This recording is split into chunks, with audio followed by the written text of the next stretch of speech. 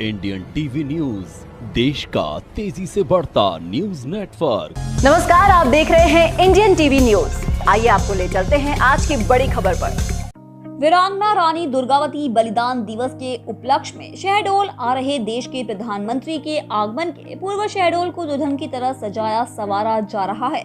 प्रशासन के साथ साथ स्थानीय नेता भी प्रधानमंत्री के दौरे को लेकर बेहद उत्साहित है एवं तैयारियों को लेकर सतत बैठक कर रहे हैं। वहीं प्रधानमंत्री नरेंद्र मोदी के सफलतम 9 वर्षों के कुशल कार्यकाल के उपलक्ष्य में आज स्थानीय एवं समूचे प्रदेश भर में सबसे चर्चित युवा व्यवहारी विधायक शरद जुगलाल कोल ने अपने आधिकारिक आवास पर पत्रकार वार्ता आयोजित करते हुए अपने एवं केंद्र व राज्य सरकार द्वारा विधानसभा क्षेत्र में विगत 5 वर्षों में किए गए कार्यों को मीडिया के समक्ष रखते हुए बताया कि हमारी सरकार द्वारा विधानसभा क्षेत्र के विकास के लिए हजारों करोड़ रुपए के विकास कार्य किए गए हैं, जिसका सरोकार क्षेत्र की जनता से है। चाहे सड़क हो, बिजली हो, पानी की व्यवस्था हो, हमने समाज के सबसे निचले पायदान पर बैठे व्यक्ति की तरफ ध्यान केंद्रित करते हुए विकास कार्य पर जोर दिया है। विगत 2 वर्ष कोरोना के कारण धीमी पड़ी विकास की रफ्तार को हमने गति दिया है, जिसका नतीजा है कि आज प्रत्येक योजनाएं निश्चित समय सीमा में पूर्ण कर आम जन के लिए समर्पित कर दिया है। क्षेत्रीय विधायक ने बताया कि हमने विधानसभा क्षेत्र के विकास के लिए कोई कोर कसर नहीं छोड़ी, जिसका नतीजा है कि क्षेत्र में एक तरफ सड़कों का जाल बिछ रहा है, वहीं बिजली आपूर्ति की दिशा में भी हमने अभूतपूर्व कार्य किया है। इसमें विधानसभा क्षेत्र में 2 विद्युत सब स्टेशन का कार्य प्रगति पर है, जिसके बन जाने से क्षेत्र की जनता को निर्बाध विद्युत आपूर्ति होगी। वहीं स्वास्थ्य शिक्षा की दिशा में भी हमने जोर दिया है। साथ ही साथ हमने नारी सशक्तिकरण की दिशा में देश भर में सराहनीय कार्य करते हुए लाडली बहना योजना चालू कर प्रत्येक मां बहनों के खातों में 1-1 हजार रुपए देकर उन्हें सशक्त बनाने की दिशा में भी कार्य किया है।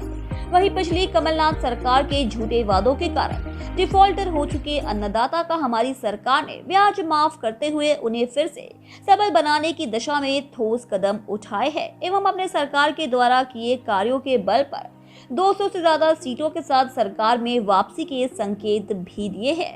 इंडियन टीवी न्यूज पर शहडोल से बीके तिवारी की रिपोर्ट। प्रदेश में हो गया।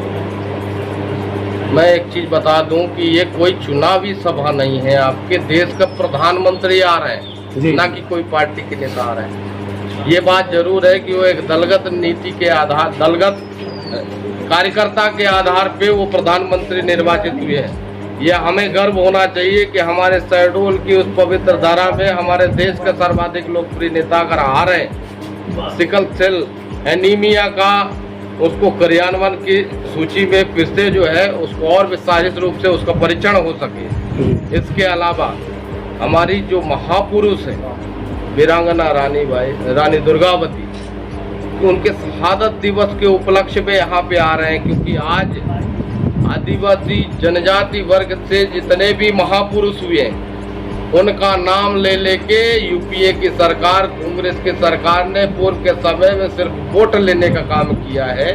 उनको कभी सम्मान की दृष्टि से न कभी उनके स्मारक बनाए, न कभी उनके स्टेचू लगाए, न कभी उनकी जयंती मनाई, न कभी ऐसे उन वर्ग के अनुयायियों का इन्होंने सम्मान रखा, न कभी उनको नेतृत्व करने का मौका दिया। सर, ये कयास लगाया जा रहा है, जैसे आप पहले कांग्रेस पार्टी में थे, आज भारतीय जनता पार्टी से विधायक है, तो लोग ये सोच रहे हैं कि कहीं आप दोबारा किस पार्टी से, कांग्रेस पार्टी से तो चुनाव नहीं लड़ेंगे, ऐसा कुछ भी?